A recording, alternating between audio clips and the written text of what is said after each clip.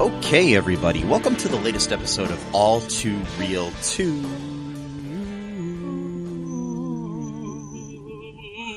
Oh, spooky! Why is it so spooky today, Mike? Today we are covering the latest episode of WandaVision, episode 6, entitled All New Halloween Spooktacular.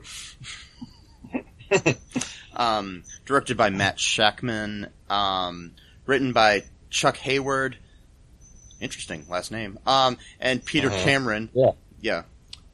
Aired on February 12th, 2021. Okay, yeah, this is a latest episode here. We got, a lot going on in this episode, Matt. Oh, yeah. So, okay. First off, it starts off, and this is kind of a late 90s, early 2000s sort of vibe to it. And, the opening credits, and theme song and everything are very Malcolm in the Middle-ish.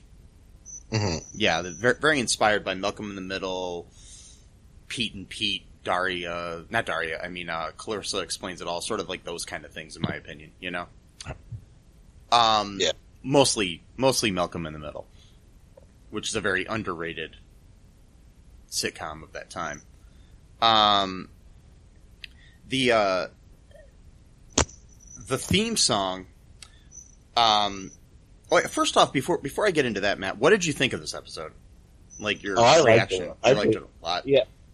I mean, my reaction was pretty. I kind of, I think I kind of liked episode 5 a little bit better, just because it was a lot more intense than this one. Yeah. Especially with like the whole thing where she just like rolled the credits on Vision, like talk to the hand type of thing. But I still really did like this episode a lot. I mean, I thought this one was really interesting just because like the whole Malcolm in the Middle thing, like it's getting a little bit up to more to my speed. Like the era I grew up in was like the mid '90s, like when I was a kid, stuff like that. So like these kind of shows, you know, they kind of have like a sort of nostalgic thing for me. Like especially the commercial they do later on for the yogurt. Oh my god, that reminds me so much of like '90s, like hey radical, you know, type of commercials. Yeah. But yeah, I really liked it, you know, especially the costumes that people were wearing. It was very cheesy, you know, like, especially, Vision's costume and Pietro's costume. Yeah. They were all, like, comic book accurate and everything. Because that's what their characters look like in the comic books, so. Yeah.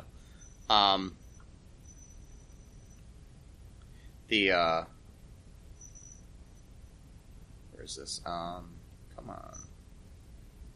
Okay, yeah, so, in this episode, so the credits, like I was saying, which are very, they sound a lot like the, They Might Be Giants song that is the opening credits of Malcolm in the Middle, but, like, also kind of, like I said, like, kind of a Pete and Pete, Clarissa Explains It All vibe, too, to it, in my opinion. I don't know, that's just me.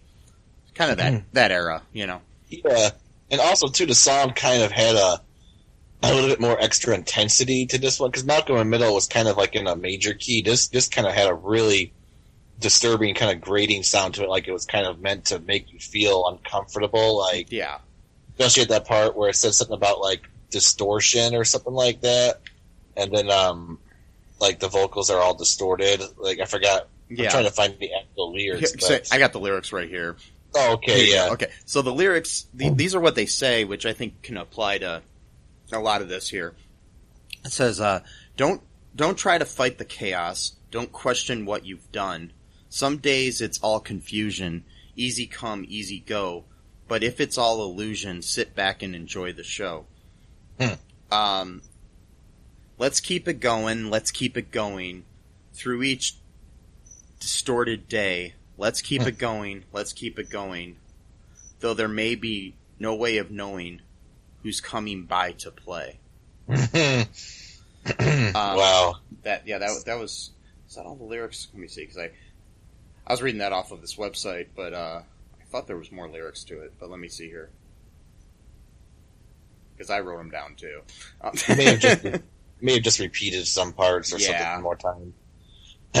yeah. But yeah. Oh, no, I really like the Malcolm in the Middle. Oh, what's that? Yeah, that's there's a part of it that's okay. There's a part of it that's missing here. Okay. Oh, okay. They skipped a part. Okay, after where it says "Don't question what you've done," it says the game can try to play us. Don't let it stop the fun. Some days it's all confusion, easy come, easy go. But if it's all illusion, okay, sit back and enjoy the show. Let's keep it going. Let's keep it going through each distorted day. Let's keep it going through, though there may be no way of knowing who's coming out to play. Yeah, okay, so yeah, it's kind of, they skipped a little bit there. But yeah. Yeah. But yeah, it's interesting, kind of applies to a lot of this, like, who's really controlling this and everything. Right. And that the whole idea that, don't want to stop it. So yeah, exactly. Like no matter what you've done, just keep it going. Like don't even like you've already gotten this far. You pretty much just go for broke at this point. Like yeah, don't fight it, man. Don't fight it. So okay, like I said, the show is set in like an early 2000s kind of setting here. Possibly like an amalgam of the late 90s, early 2000s. Malcolm in the Middle itself premiered in the early 2000s, so it's kind of got that vibe to it. So like it starts out and Wanda wants to spend Tommy and Billy's first Halloween together as a family. In this part, then Vision. Oh yeah. But also, like back to the credits here. I'm sorry, I'm going back to this. In the opening credits, we do see that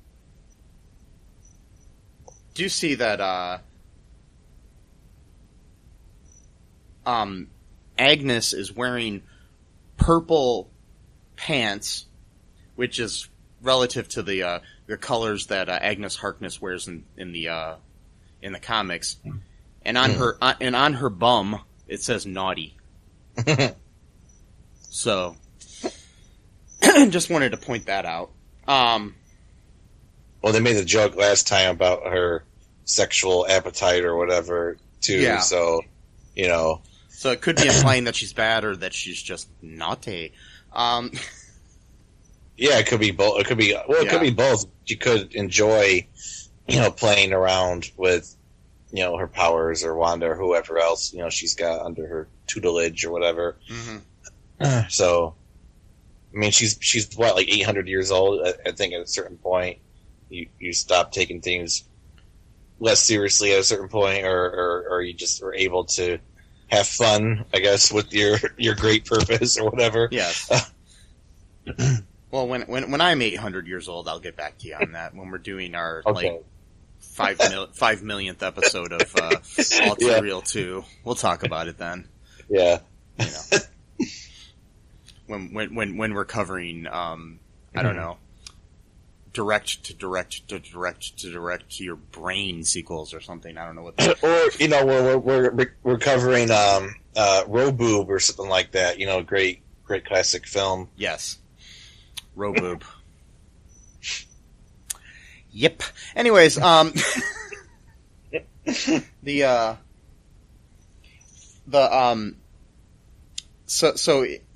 we said, so we start out, okay, and Wanda wants to spend time with, because it's the kids' first Halloween.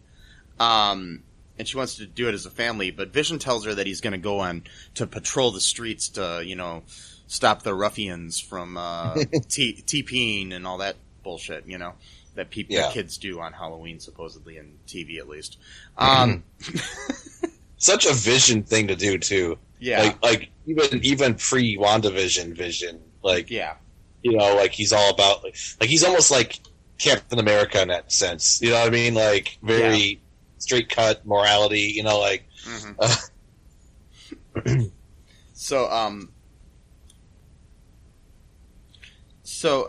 he says he's doing that, and, she wanted them to spend the day together. She seems a little upset about it, but,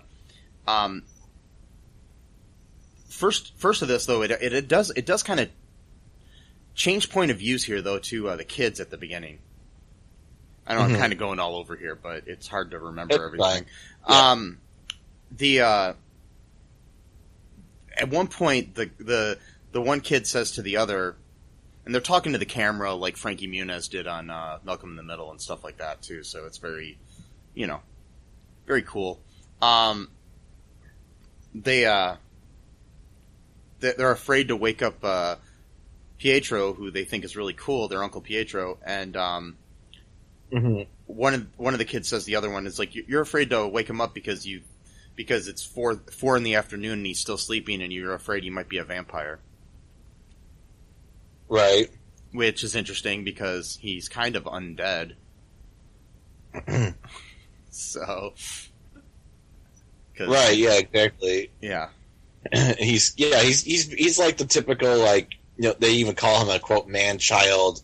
They even do quotation marks. Like, he's like, the brother who shows up in town and just kind of crashes on the couch, and he's good with the kids because he's kind of like a kid at heart. That whole thing, that whole trope, whatever. He plays it really well. Whole Uncle Jesse sort of thing. Yeah, but a little bit more extreme than that.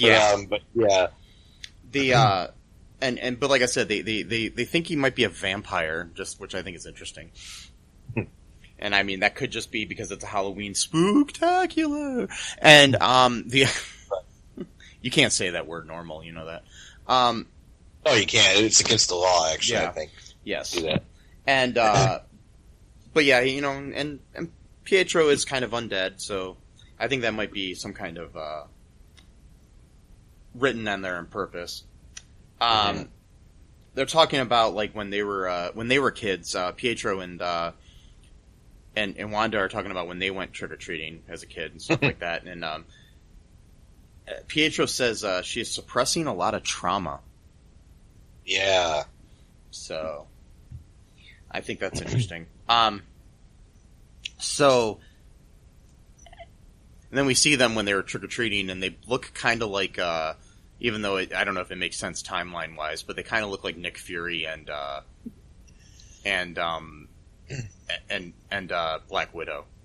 Yeah. So it's just kind of funny. It also too, like, just like, it kind of gives a little, I mean, it was like really humorous, but at the same time gave you like a really tiny glimpse of like how terrible their childhood was in Sokovia. Like, you hear gunfire in the background, like there's like a civil war going on in the background, and you hear like sirens and shit, but like, it's made to be, really humorous, and then like, she's like, well, that's not how I remember it, type of thing. Yeah. And that's when he says you're suppressing trauma. What she's doing, she's making everything seem kind of humorous and upbeat, to kind of hide away from the fact that it's actually extremely, traumatic for her. You know what I mean? Yeah. Like, throughout the whole series, even, it's been like that. Like, it's like, because, you could hear, like, gunfire in the background and stuff like that. Like, the old lady with the really, messed up teeth and shit, because, she can't afford to go to the dentist, and gives them, like, a raw fish as a, as a gift. Yeah, it's like, so some interesting things I noticed here, too. In this scene, after that happened, and she says that she wanted them to spend time as a family, and So Pietro says, "Old man has a conflict. The kids need a father figure for the night. Don't sweat it, sis. I got the old XY chromosome. Uncle Pete to the rescue." Okay, now I've got two things about this. Okay, he's pointing out the word X in XY. Is that implying that he's an X-Man? Or, also, there's the theory online that he might not even be Pietro at all, and that he's Mephisto. If so, in the comics, Mephisto is really the father of the kids. And he says that he's a father figure. Right. So, I'm just wondering, and then later on, there's some stuff here, too, that where he sends them off and he says, create hell, demons spawn, or something like that. Yeah. Yeah, so... Very suspicious line rhetoric he's during the... And also, too, like, when they're trying to tiptoe around him sleeping, he's actually listening. Like, he's not even sleeping, he's pretending to snore. Yeah. And stuff, and he's got his eyes, because they're doing the whole Malcolm in the Middle thing where they're showing his, point of view, but you can also see, the kids in the background talking and stuff like that. Yeah. And he, does, this, crazy uncle thing, where he's, that whole thing or whatever. And then, when she, sorry, I'm kind of going off the rails too here. Oh, no, that's fine. Yeah. So, Vision still knows about what's going on from the last episode. He can't be controlled by her anymore. So, when he came down the stairs with this stupid costume, he kind of looks unhappy and stuff, and she said, she's trying to play along, oh, thank you for wearing that ridiculous get-up, and Vision says, oh, well, there's nothing else in the closet. And, it kind of gave her this sort of reproachful look, after that, reminding her that he knows what's going on. And then when he said that he had other plans, she goes, well, that's not what you're supposed to, and she kind of catches herself, and he kind of gives her this look supposed to do what? Type of thing, what am I supposed to do? I thought we were, free here, and, Yeah, it's like he knows that something's up, and he's questioning her, which obviously is upsetting Wanda.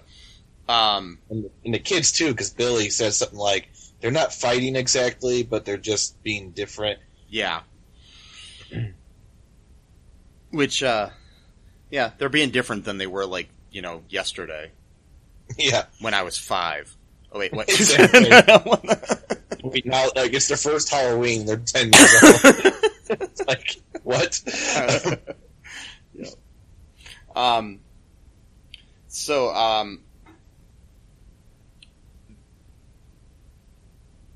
They, the whole episode does have a lot of, witch and black cat motifs, too, which is interesting. But then again, it's Halloween, so... That could just be because it's Halloween. Yeah. So much stuff happened, Mike. It's hard to it's hard for us to stay on point because it's just so much.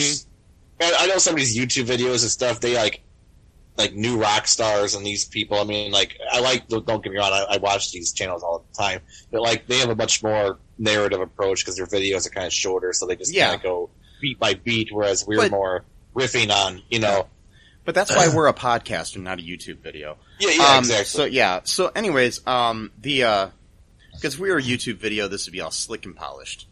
Yeah. But you know what? I don't wear nail polish. Either do I. I don't like the way it smells. No. It's got that weird alcohol-y kind of smell. Yeah. Anyways, so they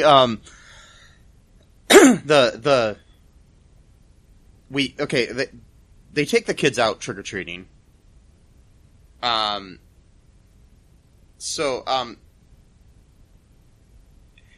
We go to outside of Westview at some point here, too. Mm-hmm. And Hayward orders, Monica, Darcy, and Jimmy to leave the base for disagreeing with his decision to attack Wanda. Yeah. And I think it's funny, the good line, when he's saying something, he's like saying to Darcy, he's like, "Do you work for me?" Yeah. And she's like, "I don't know." And then Monica says she's with me, and then says something like, "So which one of you is the sassy best friend?" Right. That was a good line. Exactly. Then that's when Jimmy shows up. Jimmy Woo shows Yeah. up, and he's like, so I guess he might be the one. Yeah. Because he's like, you don't have time to diminish your colleagues or whatever. Mm-hmm. I forgot what he said. And plus, too, here we find out that, like, I'm starting to wonder if Hayward really is a villain, or if it's more, because he offered the perspective of what it was like to be a survivor during that 5 years. Yeah. Whereas, like, with Monica, it's like you don't. For you, it was just like a second. You don't even feel that 5 years. Whereas we had to deal with the fallout, and stuff like that. And see, I don't think he's a villain. I think he's just not necessarily a good guy. I think he's not really a villain. He's just a dick. You know what I mean? He's not like he's not like a like a Hydra member or anything like that, in my opinion. But I mean, I could be totally wrong. But we don't know that. I don't think he's anything like that. I think it's totally a red herring to make us think that maybe he's Mephisto or maybe he's, controlling everything. I just think his morals aren't necessarily the greatest when it comes to things. But then again, he did live those 5 years that Monica didn't live. And a lot of shit was going on in the world, so he's got a lot of experience that other people don't have. Right, yeah, the people who returned from the blip, so many people died during that time. Like he said something about, like, it was hard to keep the lights on. I'm not sure if he meant at SWORD or just in general, because it seemed like there was a lot of upheaval. Because, like, even, like, when Ant-Man came back from the thing, he's walking through his old neighborhood. You just see all these trash bags, like, all over the place. Like, yeah, it looks like a ghetto. Like, I mean, that could be the fact that, like half the trash men in the world disappeared, and stuff like that. Right. Yeah. So, like, a whole bunch of things that we didn't see in Endgame, were happening, because of that, for 5 straight years. So that's pretty traumatizing. So yeah, I think he just has, like, a prejudice now against. Because he even said something like, "You're always constantly advocating on behalf of superpowered individuals." And he goes, "Yes, I know your history with Carol Danvers." So, Yeah, and I mean, it's just, and like I said, the trauma that he's dealing with it, I mean, just even think about it on a level of somebody that's not working for some kind of government organization like he is, where it's like, say you're working at a factory, or like you're the manager of like a factory or a grocery store or something like that, and half your staff just disappeared. Right. How do you, it's like, oh, well, we don't have anybody scheduled from, on second shift here because they're all gone. It's just like, what the hell, Disappeared. Yeah. Dead? I don't know. They just disappeared. It's like, it's like, wow. It's like, you're working in a grocery store and it's like, well, the whole dairy department's just gone. Like, what the fuck are you gonna, you gotta go hire new people, you gotta deal with all that shit, and that's just on a, on a small scale, but then, you're thinking you're working for, like, even in a realistic, like, world, like, if you were working at the Pentagon or something like that and half of your staff's gone, like, you gotta, restaff, you gotta find new people, you gotta do all this stuff. It's crazy to think about that. I mean, I would really like to see just a series where it was something like that, like maybe some dude running a grocery store in a small town. Yeah. And the blip happens. Yeah. And, half his staff is gone and he has to deal with that shit. Yeah. But then again, half his customers would be gone too. But. Well, true, but there's also complications for all kinds. Yeah, I mean, that would be a good show to have, like, the 5 years of what actually happened during that time. And if you think of that too, like, if half of humanity's gone, the economy's going to be fucked up. Right. So it's like, I mean, people need less stuff because there's only half the people, but still, just by the aspect of organizing everything is different now. You're gonna have to like reorganize before, everything. You might have to find new people, but the thing is, the people that already were doing those jobs, they were probably the most qualified to do those jobs. Yeah. So now you find people who are not as good as that, which then means that it's not going to be as organized or as efficiently organized. And yeah, just again, like the whole, like, of course they couldn't get into that end game because the movie was already like 17 hours long to begin with. So like, you know, and then you think about it too. I mean, I know we're going on a tangent here, but you also think about it. I'm just thinking about it playing a retail situation, you know, like with stuff that we've noticed here now with the pandemic going on where stores can't be open as long or things like that. You've got a lot of stores and restaurants that have closed and stuff because of that. So like if you think that there's like half the people in the world, right, there's going to be some business owners that, you know, nobody's coming to their restaurant or their, you know, hardware store or whatever they're running, you know, because there's no need for that many of them. So yeah, right, exactly. And also too, just I know we're like totally on a weird tangent here. Yeah. But also just like the mental health aspect too. A lot of people are probably depressed and anxious, so they're not going out as much, or they're not socializing as much. Like even in the episode when Captain America is like he's running the whole the support group thing. Yeah. And that one guy was saying, you know, he went on a date and then like the guy cried like before his salad got there, and then the other guy cried by the time dessert got there. So it's like people are not really living their lives like in a sort of good manner because they just are too depressed, you know. Yeah, I mean, so anyway, because like, you know, your sister's gone now or something, you know, and you're like, what the hell, you know, because if half of humanity's gone, one of your relatives or friends is going to be gone.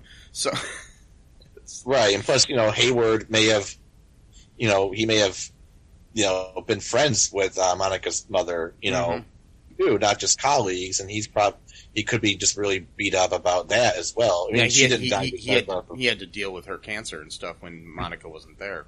Exactly. So there's lots of things of why he could be angry and prejudiced against, quote, superpowered individuals, because they can't use the term mutants, I guess, still, or something. I don't know. Yeah, because I mean, that's why it's the whole thing. Well, you got to realize that, you know, it's like you can't judge people based on how they're treating you at the moment, because you never know what caused them to treat you like that at that moment. You know what I mean? Right. Obviously, you know, if somebody's a dick all the time, they're a dick all the time. But sometimes, you know. Because he wasn't a dick in the first episode. I mean, episode 4, rather. But the first episode with Monica, he was actually quite kind and cordial and was happy to see her. And, you know, all that. So, but then I think he might have a sort of protective thing about her, and he might be like angry at her because she's undermining him when in his mind, he pretty much rushed over there the second that she got inside Westview and was trying to protect her and get her out, you know, and he might see it as like not being thankful or whatever, you know, like, I don't know. I'm like really looking into things like, yeah, I mean, it's interesting. I mean, bottom line is I don't think he's the big bad of this show. Yeah. Like they're trying to make it seem like, you know, I mean, he might be doing things differently than what other people would be, but I don't know if his intentions are necessarily bad. I mean, it's the same thing with Thanos. His intentions weren't bad, really. Right. You know, so it's a multi-layered thing, because a lot of people, you know, it's like the whole thing, like when you play a villain in a movie, you don't play it as a villain. Right. Because a villain never thinks they're the bad guy. In reality, you know, like, I mean, there's usually a mental reason that they're doing what they're doing or something like that, but they don't necessarily think what they're doing. I mean, I'm sure there are some people out there that are just psychotic idiots that totally just want to be assholes. But most of the time, a villain thinks that what he's doing is for the greater good or for his own good or whatever, and not realizing how much it's hurting humanity or his friends and family or whatever, you know? Yeah, exactly. The days of the cackling villain, you know, like in early cinema, are not really there anymore. Yeah. Like, we're just one-dimensional character, you know, like, yeah. It's like, I mean, even like, you know, Hans Gruber isn't necessarily doing what he's doing because he thinks it's that he's a villain. He's doing it for other purposes, you know, so that sort of thing in Die Hard. But anyways, okay, so Die Hard 3 is his brother trying to get revenge on that too. Yeah. So like, yeah. Anyway, yeah. So, the back to the show. So, do you want to take a break, actually, and then we'll come back and talk about this a little bit more? Sure. Yeah, we'll be right back, folks.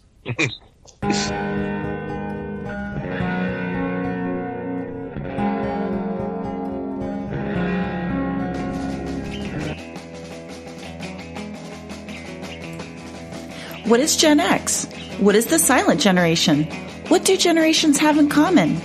Hi, I'm Trish the Dish from the Gen X Voice podcast, and I invite you to listen to conversations I have with folks from different generations, backgrounds, beliefs, and experiences in an attempt to see what connects rather than divides us.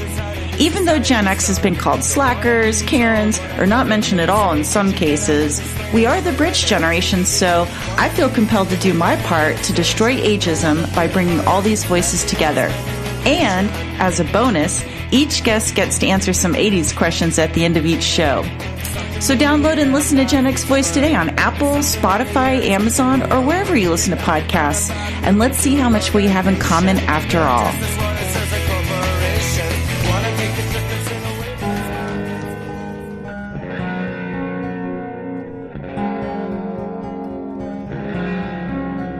And we are back. So, yeah. So in the show here, like I said, okay, now Hayward orders Monica, Darcy, and Jimmy to leave the base for disagreeing with his decision to attack Wanda in the previous episode. Mm-hmm. They sneak back inside after they're escorted out. They hack into his computer and discover that he has been tracking Vision's vibranium signature. So words are hard, man. Yeah.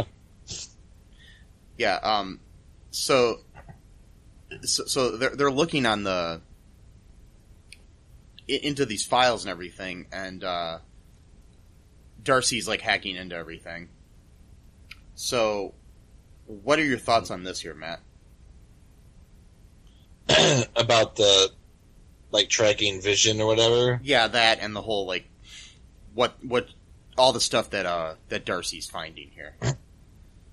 Well, it's interesting because starting to wonder why Hayward is tracking that, specifically for what reason, and also too, Darcy ends up telling Monica that her DNA has been changed because of being in there once and then being ejected.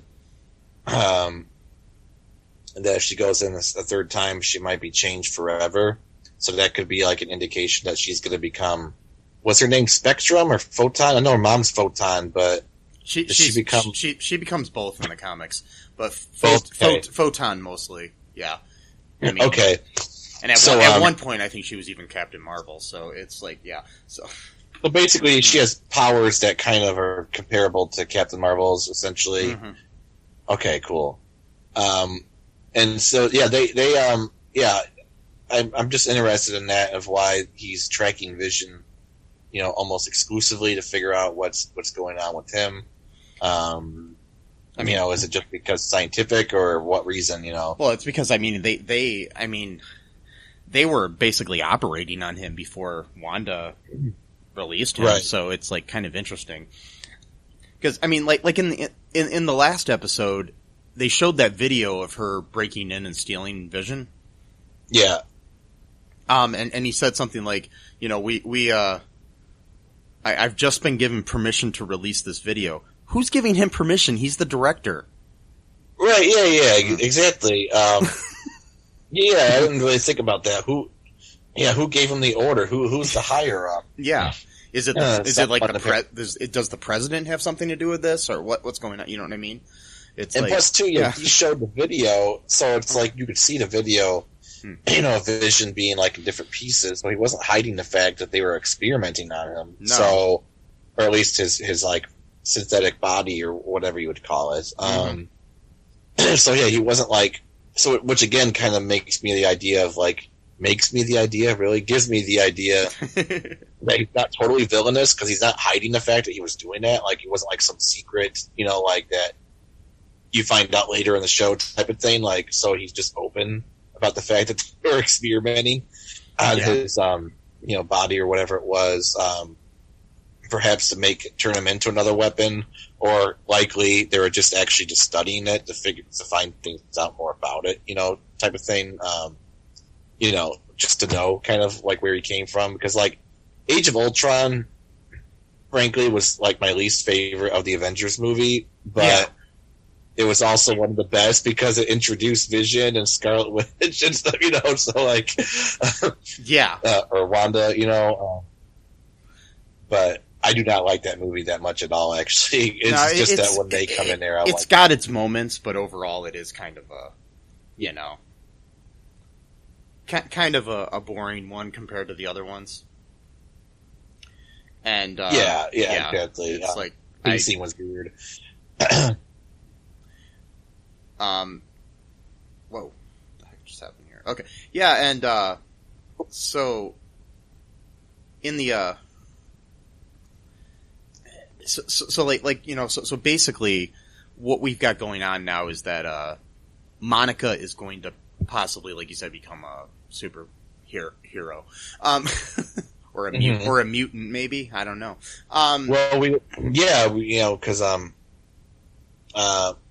It's interesting, right? Because Captain Marvel got her powers from a blast, and she absorbed the powers, but that was a scientific thing, whereas Monica's being affected by magic. So that's interesting right there. Anyway, and it could, it also could be something, awakening the X gene in her,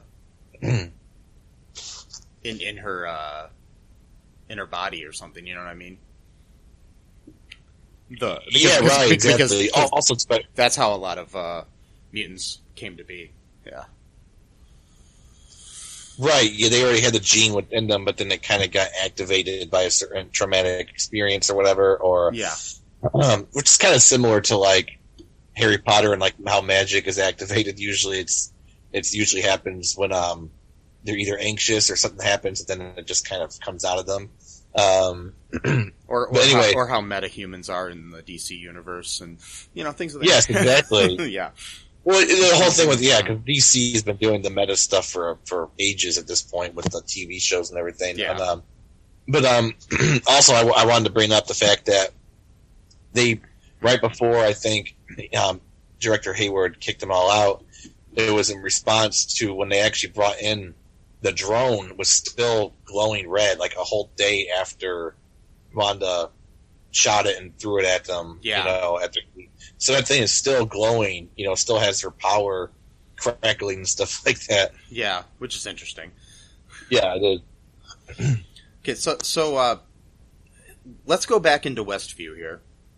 Sure. Oh, by the way, too, the drone was Stark Industry. Just all right. I'm done. Yeah, I noticed that in the last episode, and I forgot to mention it. Yeah, forgot to mention it last week when we were talking about that episode. So in Westview, we Tommy and Billy are going out trick or treating with Pietro and Wanda, and interesting thing, at one point there is a movie theater that they walk in front of, and it's playing The Incredibles and The Parent Trap. Parent Trap was released in the late 90s. The Incredibles was released in 2004. Okay. They're both Disney movies. One's about twins. Right. One's about a family of superheroes. Right. I don't know. Okay. My main thing is I think it was just basically trying to imply that this era that they're in right now is an amalgam of the 90s and the 2000s. And right. Also the choices of the two movies are interesting, because it's about twins and then it's about a family of superheroes who have powers very similar to the powers of Wanda and Vision's family. Right. I mean, I'm sure it is intentional. It very much is. Also, too, do you remember? Sorry, I'm not trying to interrupt you. I'm writing things down. Go ahead. Yeah. I'm writing things down, and that helps me remember other things as I'm writing things down. So it's like weird like that. But anyway, so Tommy and Pietro are like stealing candy, using their super speed and stuff like that. And then Herb has got like a earpiece, and he's like, excuse me, so what? All the candy has been stolen, and wait a minute, all the jack-o'-lanterns have been smashed. And then they show them smashed. So he's like saying it right before it actually happens. Yeah. So like, but also too, smashing a jack-o'-lantern. I wonder what another word for a jack-o'-lantern is. And I wonder what popular band existed in the 90s where it had to do with pumpkins being smashed. Just throwing it out there. Pretty sure that was a nice little nod, I think, to that era a little bit. Smashing pumpkins. Yeah. Or as in like the Great Lion and Bowfinger, which is honestly one of the most underrated films of all time, in my opinion.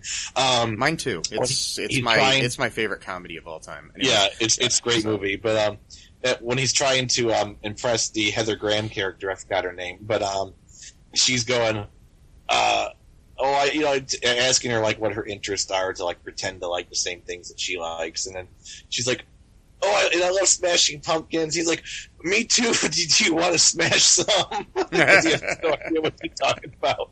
Yeah. And she kind of gives him like this weird look, like what? That was a great movie. Yeah. Anyway, so interesting thing about Herb too is he's dressed up like Frankenstein's monster, which is a person who was dead and reanimated.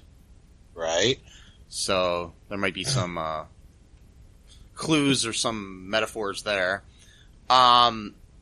He lets Wanda know that Vision isn't part of the Block Watch that night. So he lied to her. Right. There's another thing too. Like there was another line at one point. Pietro says he's about to run away, and he's like, "Kick ass." And then Wanda says "kick ass," and then has this weird look on her face, and it's totally meta because, both of the Pietros were in that movie. Both of the actors who played Pietro. So that's such a cool, because she has like this almost like look like she knows, like she's like it's familiar to her, like she doesn't quite understand. And that just makes me wonder: did she actually just recast her brother with Evan Peters? Right. like wait a minute, like yeah. Well, too, like when Herb is talking, he goes, can I do something for you? Do you need something changed? And then she's like, oh no, everything's fine. So like, yeah, that was kind of like he knew she's in control or something, So. Yeah, exactly. Because it seems like him and Agnes are like they seem to have more understanding than everyone else about what's happening. Like like they're in on it somehow. Because one episode they were like whispering to each other, like they're like commiserating or whatever. Like So I mean that's interesting. Right.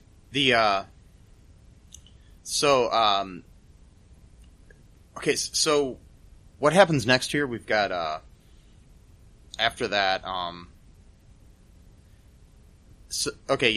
They're going around, smashing pumpkins and Nirvana-ing and oh wait, no, they're not doing that. They're spraying silly string on people and all this other stuff and causing havoc and stealing everybody's candy. Basically what happens is at that point, I think still we haven't realized that at the first point when they're running around really fast, it's Pietro controlling the speed, and then all of a sudden the speed is awakened and is it Billy or Tommy that's the fast one? Tommy's the speedster. Okay, yeah. It's awakened in Tommy. Because then later on Billy's powers are awakened. Yeah. So yeah, exactly. He stops Tommy mid speed or whatever. So and he's like, "Whoa, cool, man!" Yeah. So we see Vision in this Westview. He's going around the town and he starts seeing people like further away from like the hubbub that's going on in the town square. Mm-hmm. He goes further out in Westview and there's people that are just like standing frozen in their yards, like just doing the same motion over and over again. Right. There's a woman trying to hang something up, and at one point you see a single tear fall down her cheek, which was creepy as hell. It's so sad. Yeah, I know. and then he sees like other people, and he's trying to talk to this lady and ask if those are her kids, and she's not responding at all. She's just standing there. Yeah, they're all just standing there, even the kids. Oh my god, that was such a sad and creepy scene. And also, too, right there, remember the last episode where he's like, how come there's no more children in Westview besides theirs, and now suddenly it's teeming with kids? Yeah. It was like, oh shit, I didn't think about that. I better make kids now in my reality, you know? Yeah, and so... Yeah, and then, I mean, that brings us back to, I mean, I'll come back to Vision here. But at one point, Pietro starts telling her, like, you know, where did you keep the kids? You know, were they all just safe in their beds and all this other stuff? Mm-hmm. Like he kind of knows what's going on. Right. And, but she had questioned him, too, at one point and said, what happened to your accent? And he's like, what happened to yours? Right. And, you know, things like that. And why do you look different? You know, all these different things, trying to figure it out. And, like, she keeps questioning him. And, at one point, she, asks him about the orphanage that they were sent to and stuff. And it made me wonder at the time, and then I've read it elsewhere, too, that maybe they were talking about Xavier's home for gifted children. Oh. That, I mean, interesting. Because my feeling is it could be a possibility that maybe we're not being introduced to mutants. Maybe they were there the whole time and their stories were not being told. You know what I mean? Yeah, I mean, that could be possible. They could be doing it's just like in kind of like Arrow and Flash, they're all doing their own stories, you know. They can't always be, you know, working together. I mean, the world's a pretty big place. Yeah. Yeah, you can't always be doing not everybody in the world knows each other. Either, you know. Right. Even if you do, it's not like, you know, it's not like if my friend in San Francisco has a problem right now, I can go help him right away. You know what I mean? It's just like... Right, exactly. Yeah. You got your own, I mean, like billions of people in the world. Mm-hmm. You know, you can all be, you know, rushing to like the Avengers' aid, for example. You know, like, you know, for example, during Endgame or even Infinity War, there could have been, you know, Thanos could have had, you know, his army all over the world, and, you know, mutants could be, you know, fighting off those people in different cities or what, you know what I mean? Yeah. Like, I mean, we don't know because we're only focusing on like the main characters. So, I mean, it's just like, you know, while the events of Ant-Man and the Wasp are happening, there's other things going on somewhere else in the world, you know, but we're not seeing that. We're only seeing the events of what's going on with those two characters, you know? So, yeah. Yeah. So that's what makes me just wonder if, like, maybe mutants already exist. Yeah. But who knows? So, back to Vision. He decides to fly up above the city, and he transforms into his normal self out of his costume,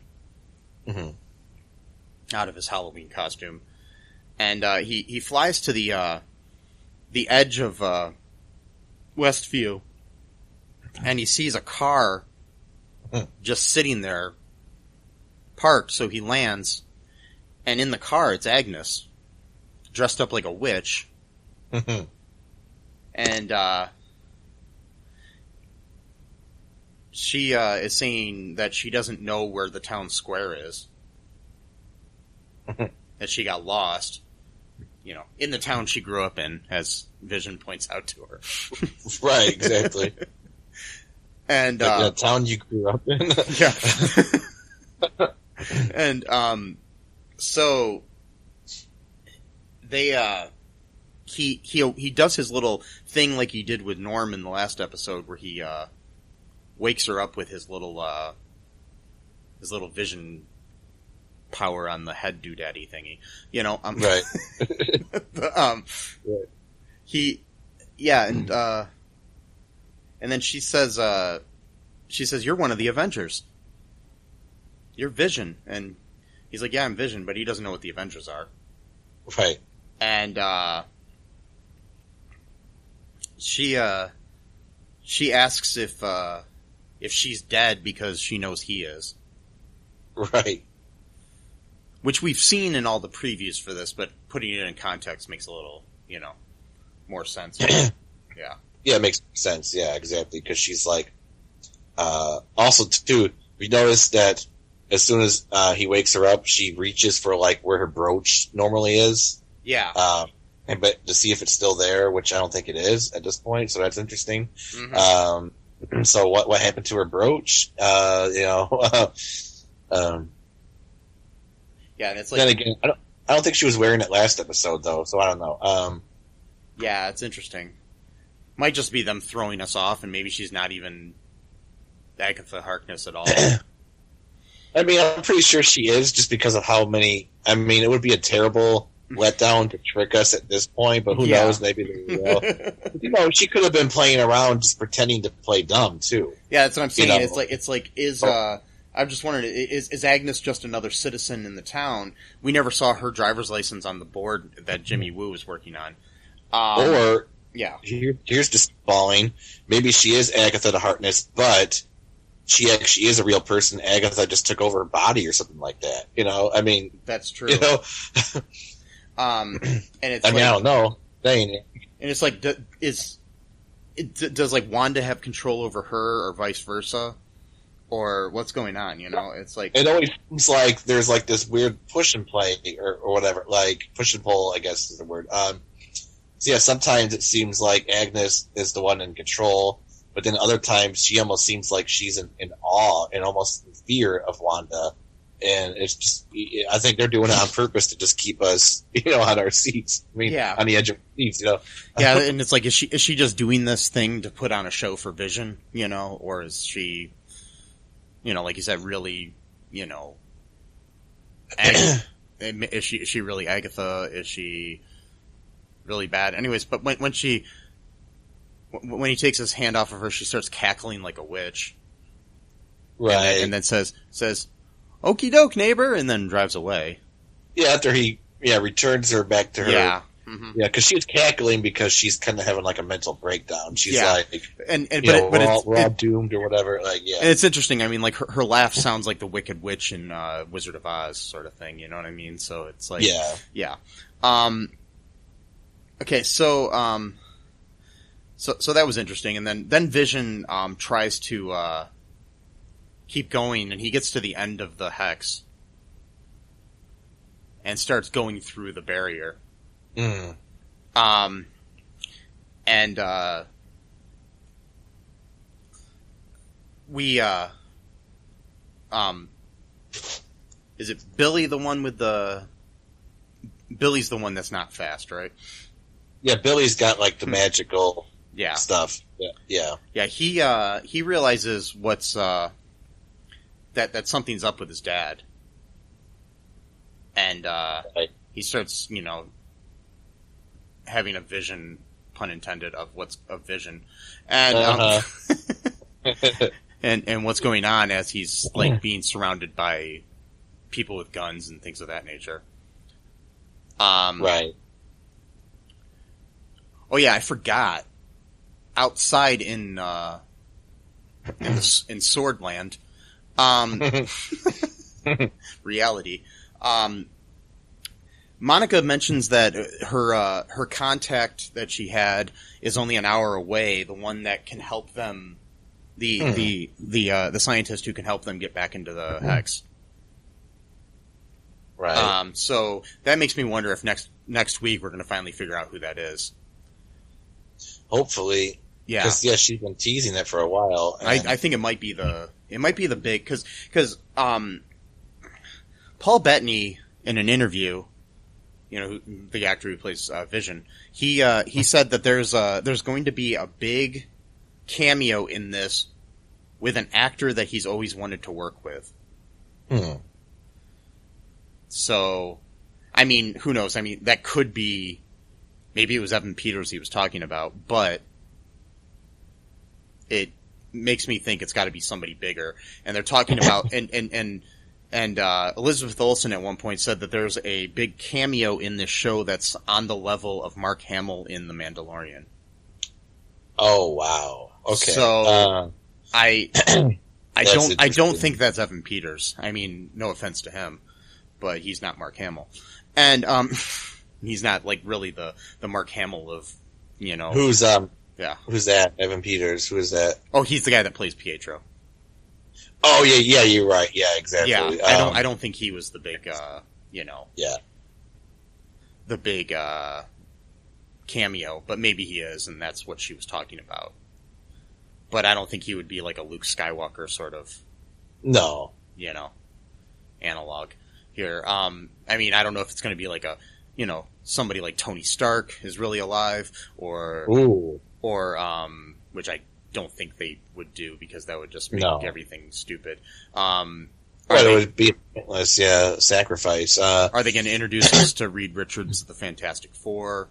That's one of the other possibilities. Are they going to, who is it? Is it possibly Riri Williams, who is Ironheart, who is basically the new Iron Man? In the comics, we already know that there's going to be an Ironheart TV series in the next couple of years. And in the comics, if people don't know who Riri Williams is, she was basically a teenage girl who was really smart, built her own like Iron Man suit, and then she's basically, instead of having like a Jarvis sort of AI that controls things, she actually has like a AI that is Tony Stark. Oh wow. That's basically her Jarvis. So somehow like Tony had like uploaded his brain to a computer or something like that, Wow. Before he died. That's pretty cool. Yeah. So I really hope that that's what happens, and that Robert Downey Jr. comes back for that show. That'd be cool. Mm-hmm. Even if it's just as a voice, that'd be cool. But anyways, there's endless possibilities of who this person could be. I mean, maybe, but I mean, the thing is, it just makes me wonder who it is. If it's somebody that Paul Bettany hasn't worked with, it really can't be.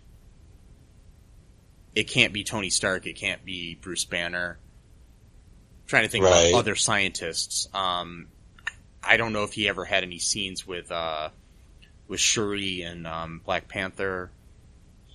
But she does say that it's her guy, so it kind of makes me wonder. It can't be Riri or Shuri.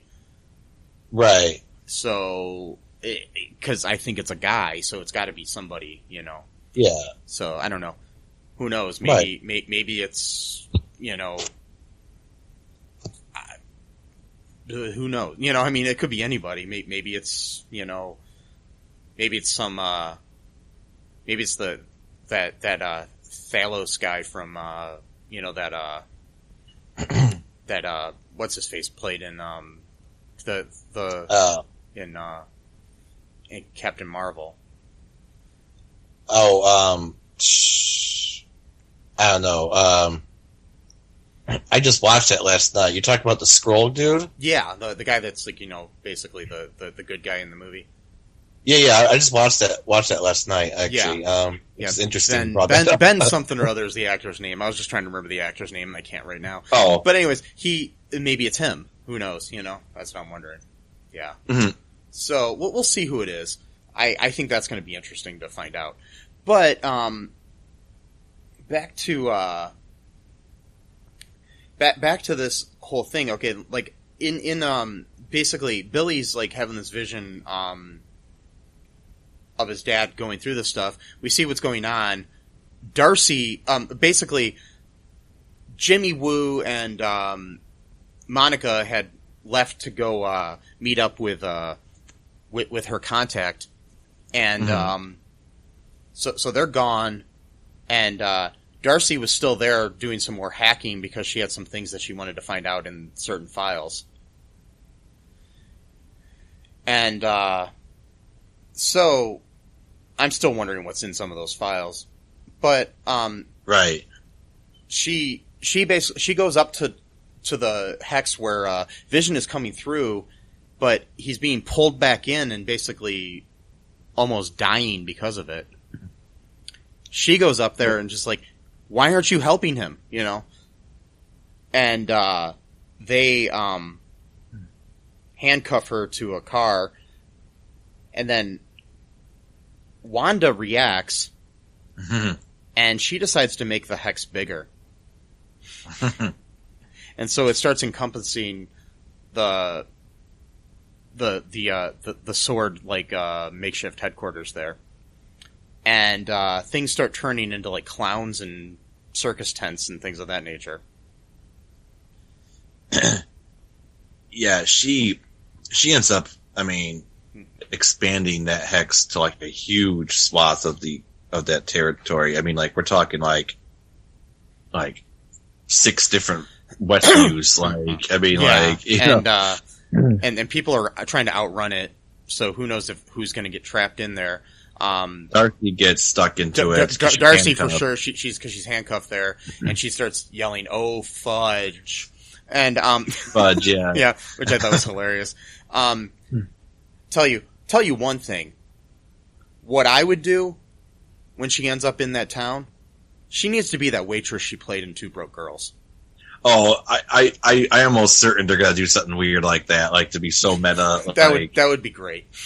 I mean, I was just thinking too about that, like, no, I wasn't thinking about that. I was thinking of like, it'd be hilarious if they did like one of the episodes, like the final episodes, they did like a community homage because of like the Russo brothers and everything. Yeah, of how they did a lot of the Marvel movies. I mean, I don't think they're doing this show. I don't think, but yeah.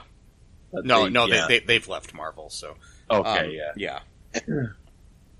Endgame was their endgame for now. Okay, until they decide they might want to come back, but they've moved on to producing their own stuff. So that's cool. Yeah, but before that, though, before she did that, when she was talking to Pietro, he looked dead off for a split second, just like Vision did, and she kind of like did her gasping thing. Yeah, he's like, "What's wrong?" And she's like, "Nothing." He doesn't buy it. He's like, like. A sarcastic, way, like. Yeah, and my thing is like, when she saw him dead, he was still Evan Peters and not Aaron Taylor Johnson. Right. So, exactly. So my thing is I don't think she was doing that. I think he was. Yeah, I don't think he's actually Pietro. To be honest. I don't think so either. I think he's Mephisto. I really do. That's my feeling, and I'll be proven wrong next week. But we'll both be proved. Well, that's the thing too. Is like I'm starting to wonder, if Agnes and Mephisto were doing this. And the thing I'm starting to wonder about this is that maybe both of them had underestimated her power, and that she actually almost trapped them a little bit, and so that they are trying to almost regain some of their power by getting her to reveal what she can do.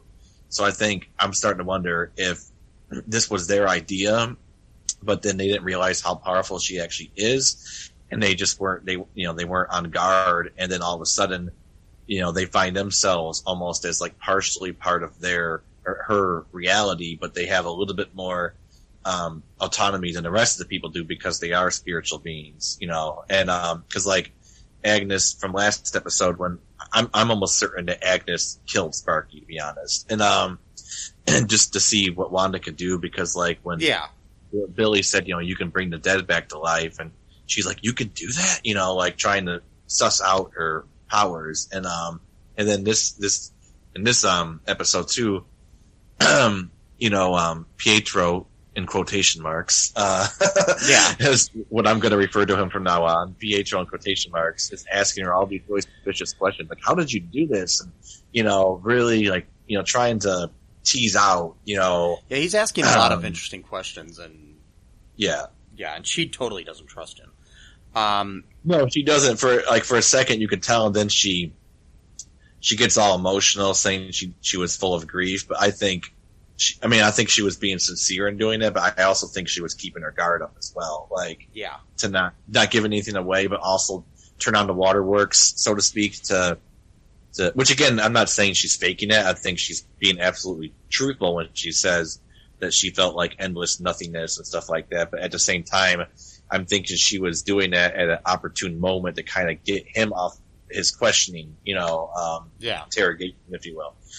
Again, like I was saying off the mic or off the record, about a different subject, multiple things can be true at the same time. Yes, exactly.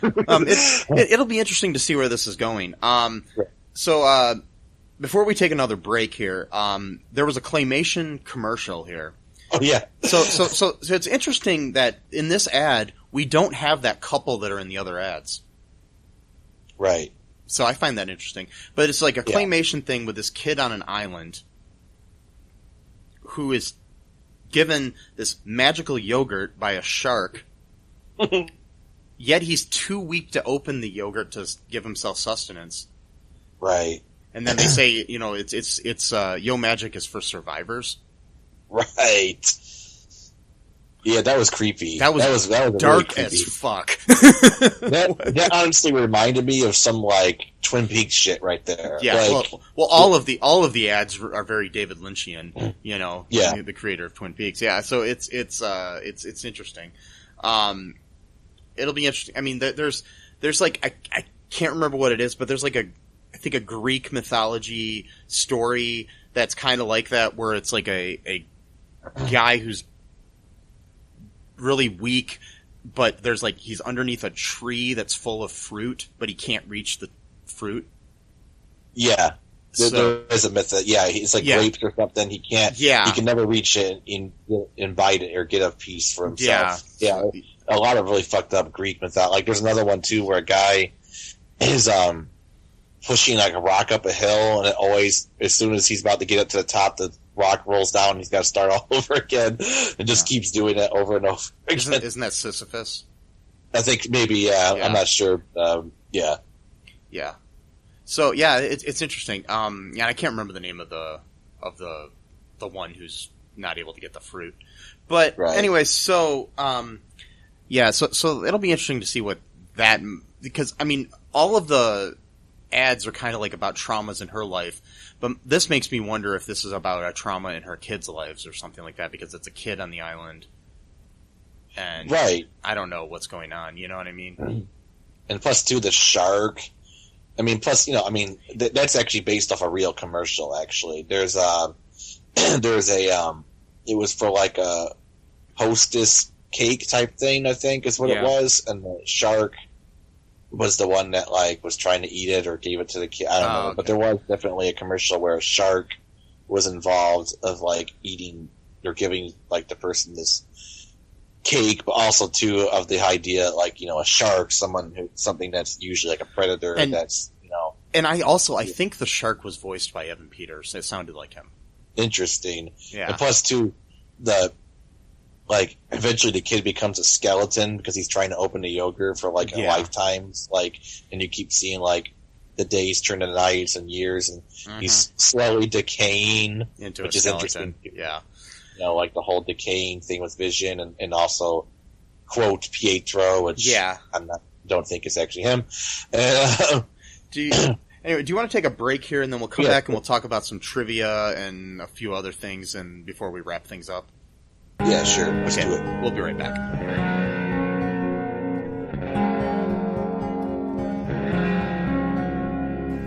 It's the ninja from the Ask the Angry Ninja Show saying, come listen to the show. We got the ninja wife to give you your movie reviews. We got the conscript to give you the ninja news. And we got the battle to talk about your sports. And as always, it is the Ask the Angry Ninja Show. So ask me a question. We'll give you the ninja knowledge you need for your ninja life. Search for us anywhere you get your podcast from. Just search for the Ask the Angry Ninja Show and enjoy the show.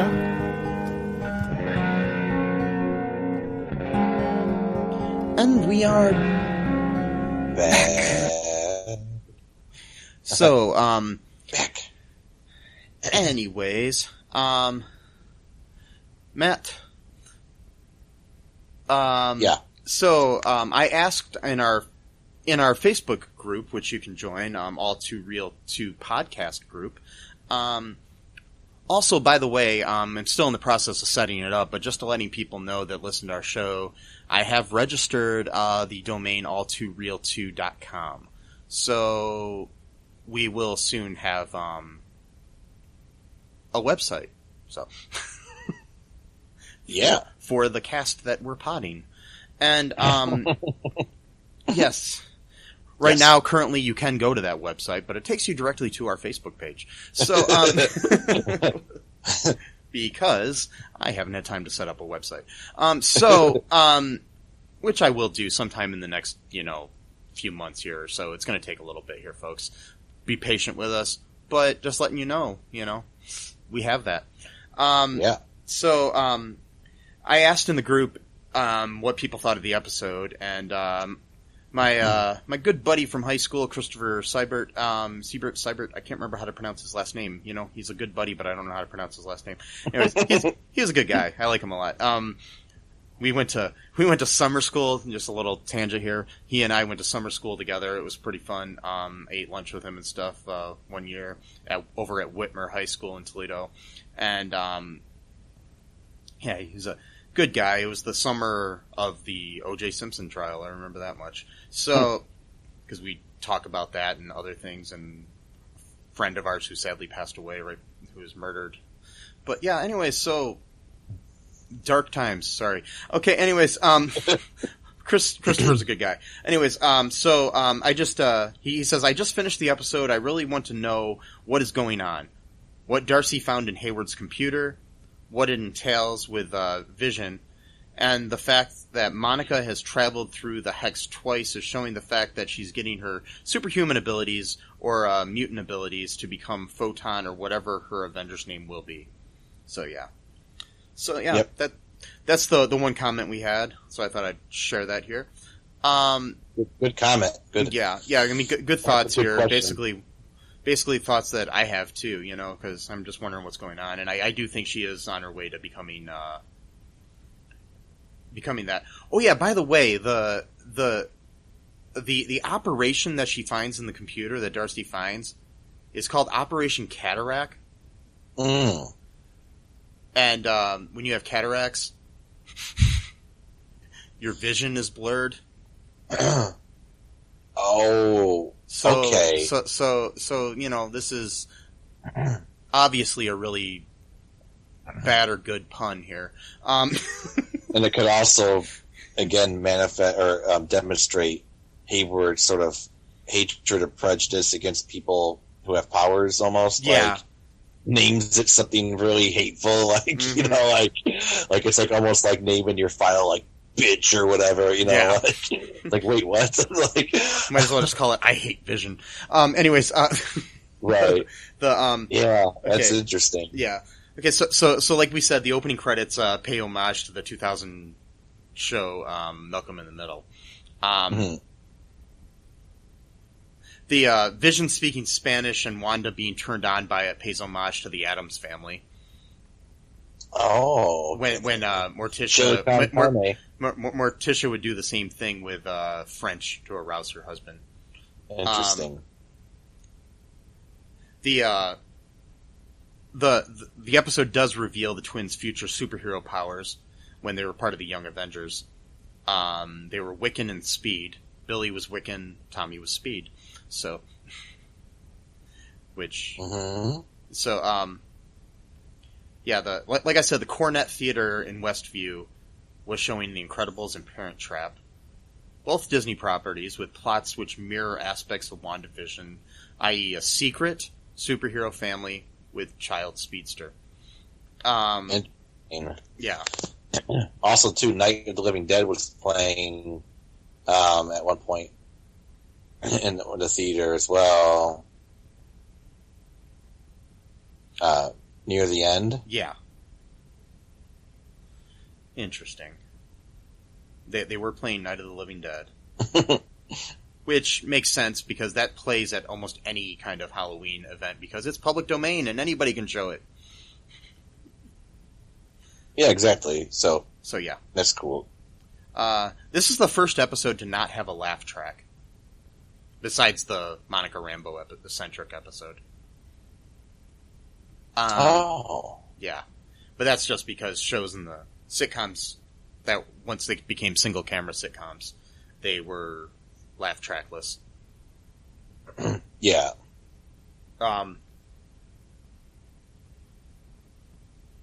Yeah, it was Tommy. Okay, it was Tommy who responded to Quicksilver's suggestion of creating mischief on Halloween by saying "kick ass," which Wanda then repeats. So yeah, in reference to the 2010 superhero movie.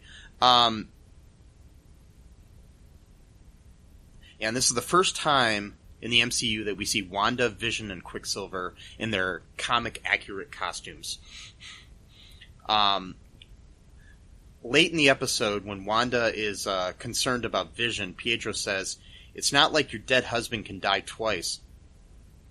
This is exactly what happened in Avengers Infinity War.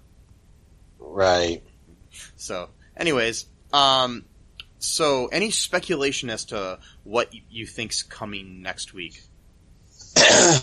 Oh, geez. Well, I think the suspicion against, quote, Pietro is going to get stronger.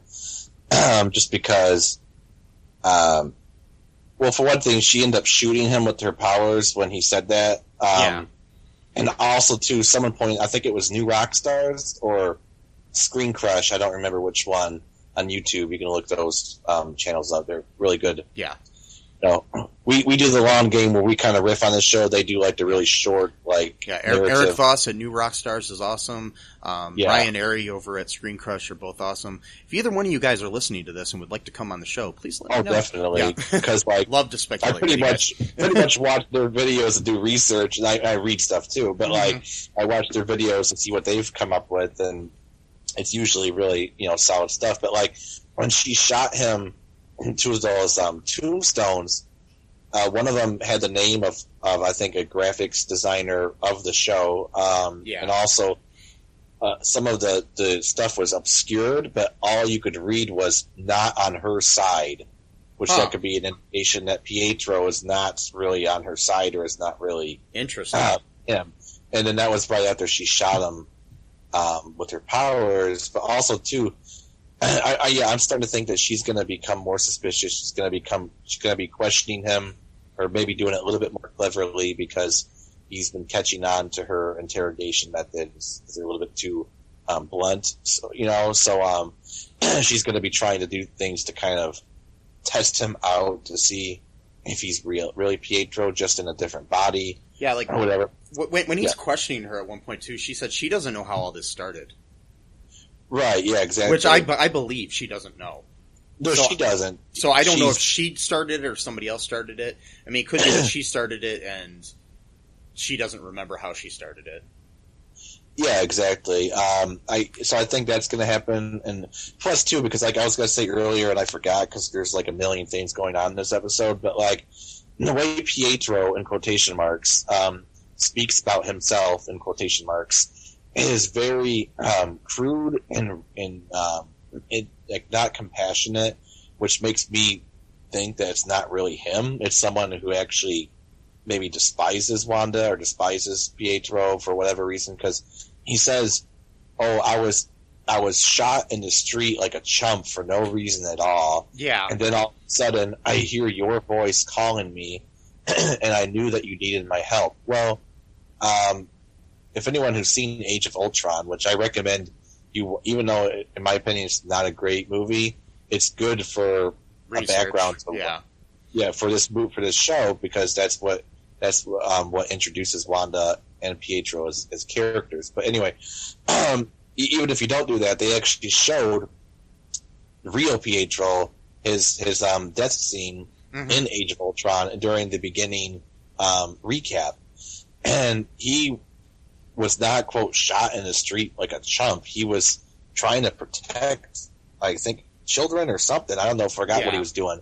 And then by doing so, he got caught off guard and he got shot by one of Ultron's controlled like airplanes or whatever. And, I mean, he died a hero, basically. Yeah, he died a hero. It says, you didn't see that coming, did you? Because that was what he always said to Hawkeye every time Hawkeye was shoot him. He always would go past, the arrow and kind of arrogantly say, you didn't see that coming, did you? And so him saying that, that kind of gave me the vibe that he's not Pietro and he's actually someone who has almost disdain for Wanda or even superpowered people in general, or maybe Mephisto just trying to get her angry, to like get her to show her powers more or something. I don't know. But just that line alone when he said that I got shot in the street like a chump, I'm like, what? That's not what happened at all. Like, I know.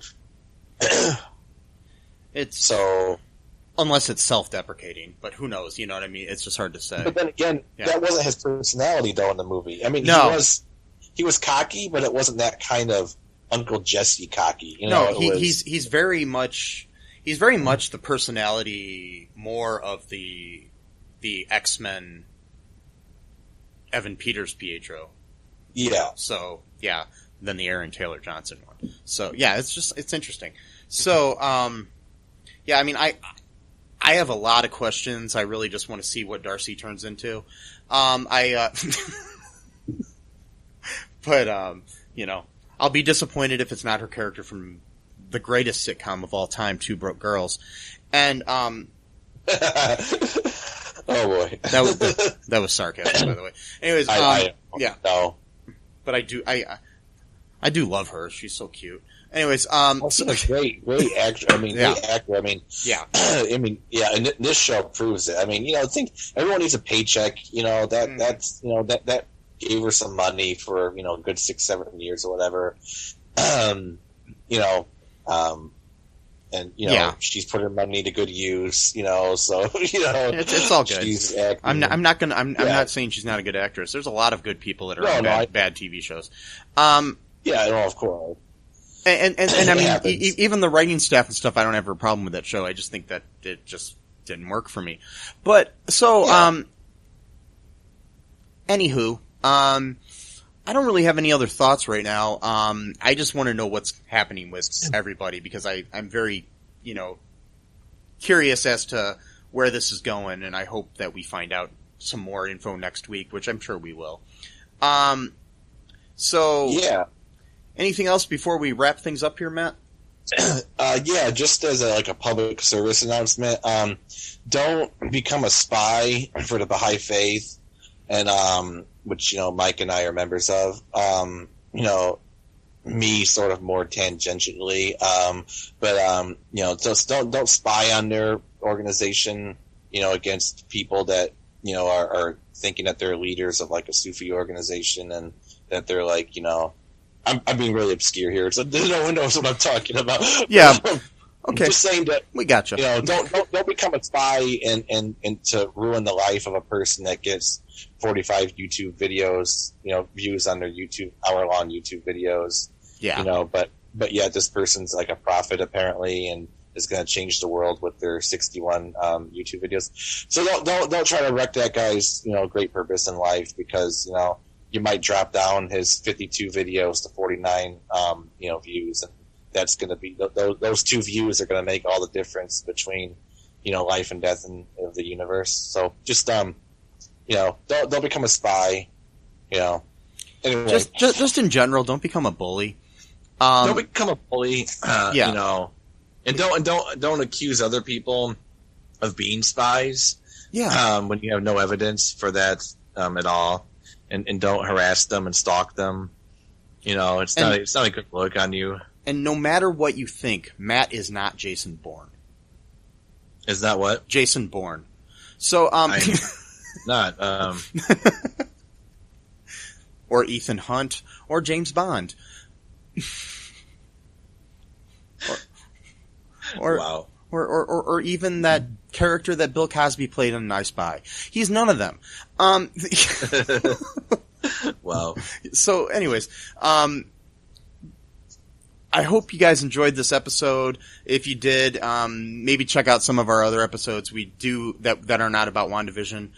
We have our latest episode that we just released this past Friday is an interview with Rennie Temple, who, it was a great interview. He's a great guy. He's a multi-talented guy, director, actor, writer, musician as well. He was a member of the folk group The Highwaymen. I think you guys will enjoy it. He was in the best episode ever, in my opinion, of All in the Family. And, good talk about life and entertainment in general. So yeah, check out All2ReelToo.com. It'll take you right to our Facebook page. And, check out our Patreon. Check out, Matt's music on YouTube. Buy a t-shirt at TeePublic. Help support the show if you like us. We're not making any money on this, folks. And I'd love to, keep doing this, but, if we don't start getting some kind of money, eventually we're going to have to stop this. Maybe, maybe not. But anyways, so, I enjoy doing it though. So, hope you guys all enjoyed this episode. Follow us on the social medias, on the twits and the books and the whatnots. Wear a mask, wear a condom. Be good to each other. Because this world's fucked up, man. Yeah. Let's see the good in it. And until next time, bye-bye. Thanks for listening to All2ReelToo podcast, a Cullen Park production. Produced and edited by Michael E. Cullen II. Music by Matthew Hawes. Subscribe and share the show. Visit us at cullenpark.com.